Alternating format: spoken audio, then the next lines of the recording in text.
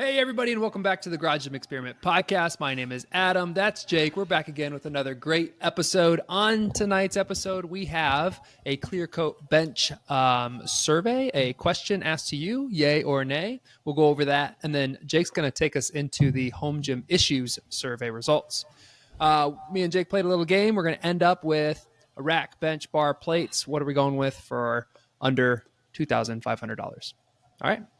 Let's get started. We're going to start off with the clear coat bench data. Just a simple yay or nay. Do you like the clear coat benches? It came back 74% of you said yay to clear coat benches. Clear coat does look I'm a yay. sweet. Are you a yay? I honestly I put a nay because I think it looks sweet, but the upped cost for the bottom of the bench, yeah, I went with nay. You know that we can talk about that later as well, because I was considering it for my $2,500 budget build and didn't make it. All right. This is our home gym issues survey is a repeat of something that we used to do twice a year. Now we're just doing it once a year because honestly, the data hasn't really changed. I'm going to start off with some of the lowest issues and then work our way through all of the issues that we have there. We did have a change at the very top issue. So the very top issue did change from what we saw last year. So we asked about 14 different kind of issues that somebody might have as a home gym owner. Number 14 is working out safely only. And I will say I put like a little point system behind each of the like votes for large issue, medium issue, etc. And that's how we came out with these rankings. So working out safely is number 14. Only 1.7% said that is a large issue. Equipment aging quickly is only a large issue for one. So most people are pretty confident in the equipment they purchase, or pretty happy with them, I should say.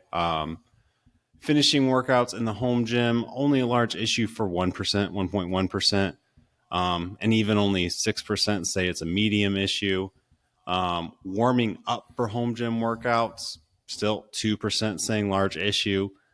Just under 7.8% are saying it's a medium issue. Concern about making too much noise. That one goes up all the way to 5% as a large issue, 10% as a medium issue. Number 9 is the overall quality of the home gym equipment.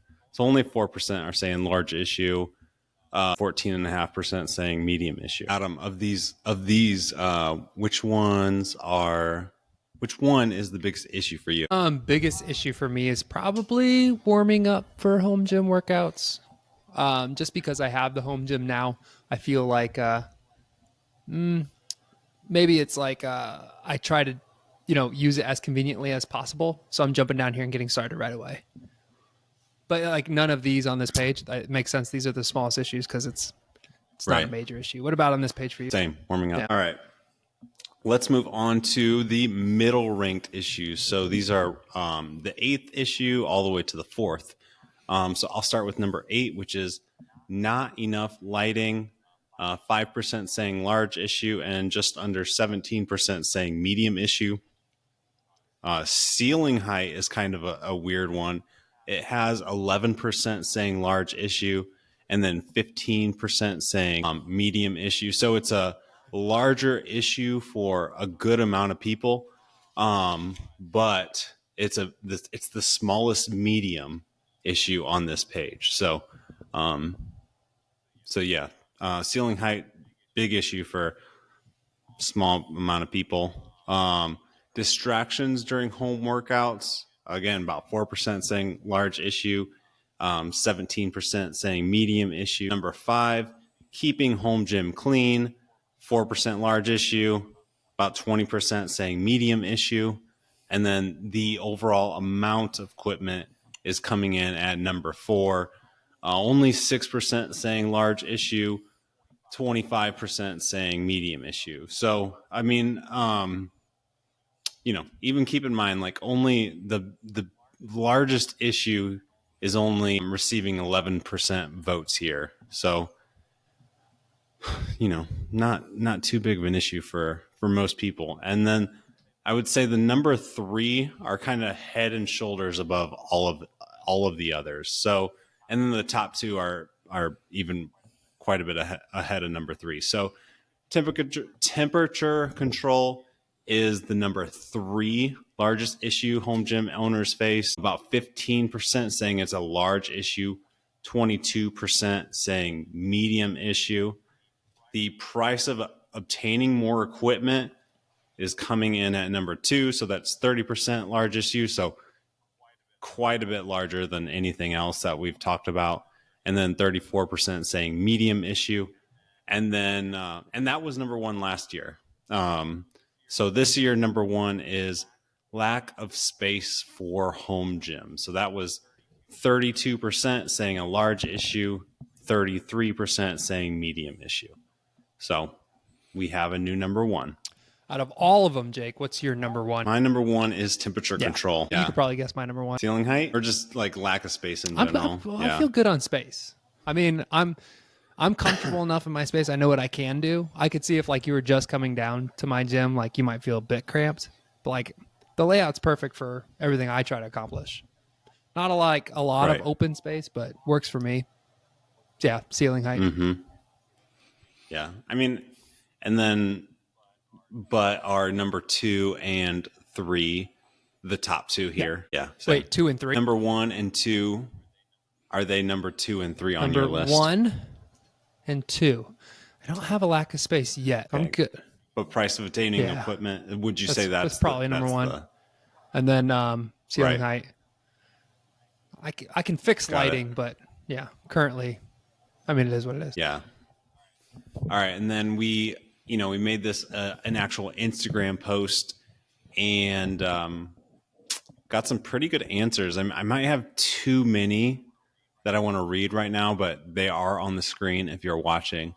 So J Cruz threefold said, even with a lot of space, there's never enough space. I don't think there is a limit to how much space you can have. I mean, you preach into the choir, like you always, like, even with like these space saving things, you always want to add like legit standalone things. I think that's the big thing that most people can't add.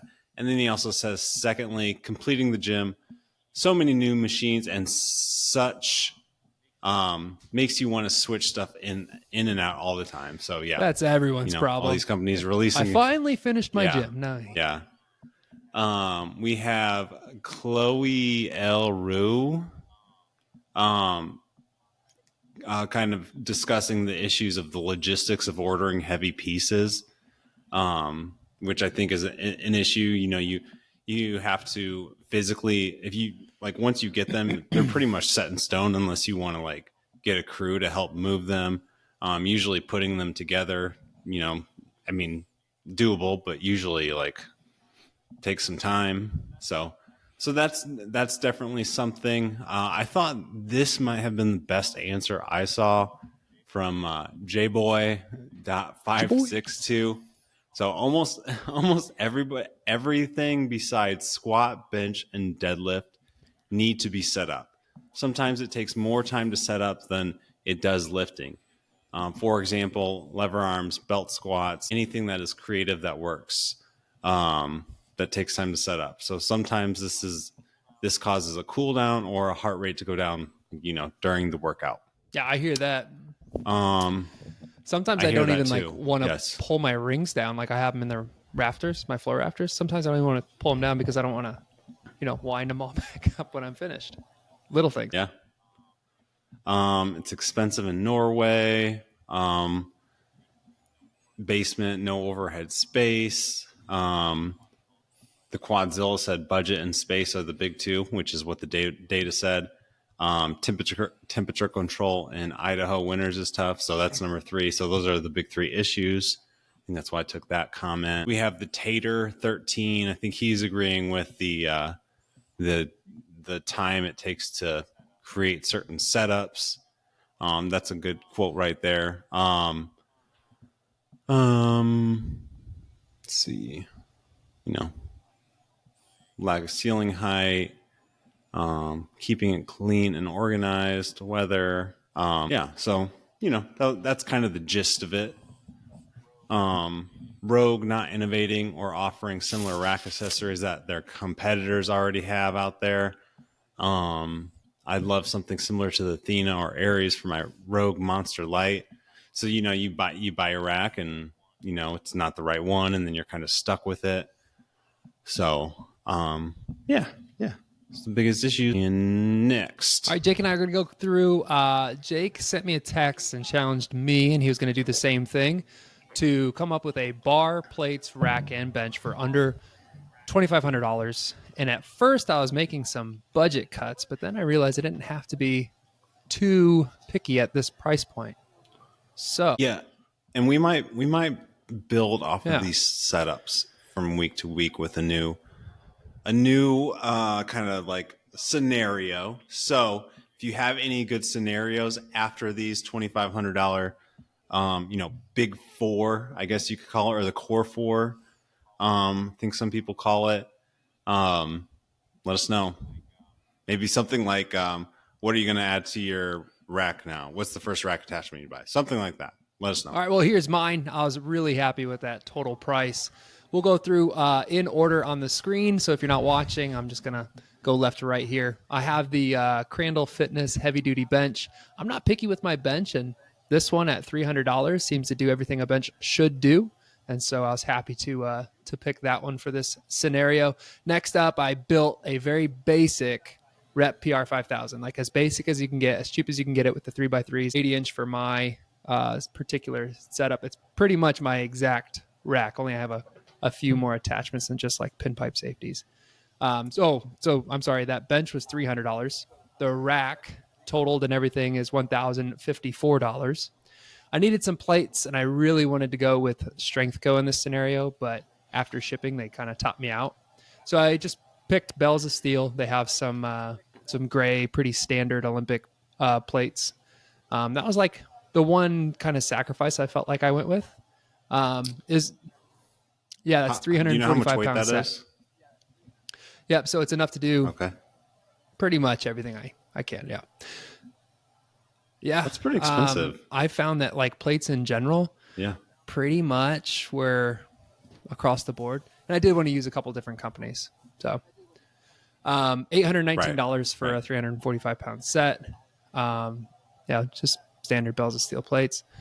And then I went with the 29 millimeter Texas Power Bar, shipped to my door for $324. That grand total is $2,497. Leaves me $3 and change.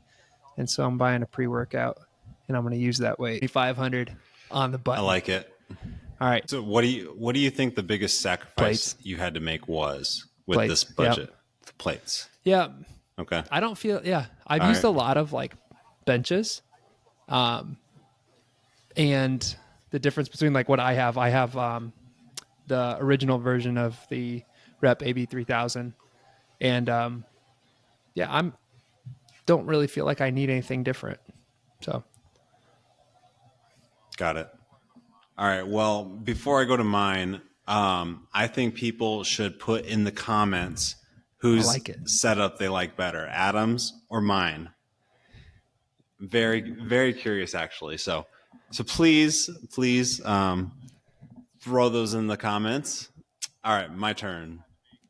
And I feel like I had to make a few sacrifices as well. But let me explain that after I go over my list. So bar, I am going with a, and I did the same thing. I kind of wanted to spread it out between companies, but I'm going with a Rogue Ohio Power Bar. To save a little bit of money, I'm just going bare steel. That's coming in a little under $300. The cheapest bumper plates, I'm a bumper plate guy, that I could find actually seem like a lower like price than lower. yours. Did I do that? Yes, Right, that's why I was wondering about your price for the Bells of going. Steel. So the Nexo bumper plates 350 pounds are the best. And that's without, you can actually use our promo code GGE to save even more, or GGE or GGE10.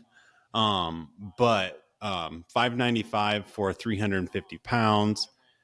I went with, and then the last two, I don't think I made sacrifices with. So this is what I would probably do anyways. If I was starting again, I'd go with the Rep PR 5000. You can kind of see on the screen, I went with the white uprights, black cross members, 2-inch standard pull-up bar, safety straps, and then flat 2.0 J-cups. That comes in at $1,099.93. So gives me a good basic setup to build around. And then I'll do the bench choice if I had to do it again, and something that I don't think I would ever have to upgrade.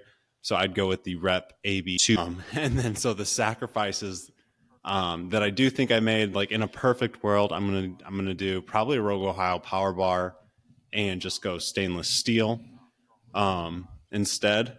So I'm lifting in a garage. So I think it's worth it for most scenarios to just go stainless steel. But since we're playing this game under 20, I went with bare steel, which I'll still love to use. Would love to have a bare steel bar around at all times. So I'll just build around that as well as I'm building out the barbell collection. The bumper plates, in a perfect world, I would have gotten, these are totally fine. Solid bumper plates, but I think I would have gone with competition bumper plates or just something with a little more flair. But these Nexo bumper plates, I've owned them, are totally fine and like way cheaper than most other options out there. So the price is great. Went with those. 350 pounds. Price is great. Yep. Cool. Yeah. I actually, so what did I think I originally put fringe, and I think I would have had to settle for like 260 pounds, but I was like, let me go check Strength Depot, and theirs were like so much. Could have saved yourself like $40-ish on your rack if you didn't go with the big head plate. You went the small one, maybe 50. It's cheap. This one, one's here, I'll turn cheaper. That little one right there is cheaper than the big one. Can you see? Yeah. Oh. Yes, that is. Well, that is the. Oh, got it. Yeah, I should have messed around a little bit with it more. Able to update anything, I don't think, but no. Anyways, guys, I like yours. Well, what do you think? I might like it better because you have more weight. That bench is really nice. Yeah, I might like yours better. And you saved an extra compared to mine, like $6. So that would be 2 more energy drinks.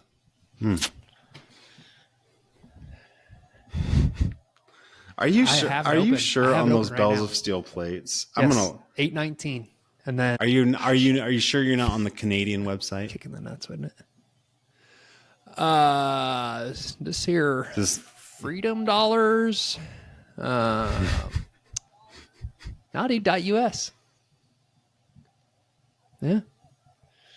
Okay. What about the How about that? Mighty Grip ones? All right. Well, you guys, let us know about what you think about these lists. Yeah. Tell me where I can find it. Who's you like better? Oh my gosh, I should have got the Mighty Grip 425-pound set for $779.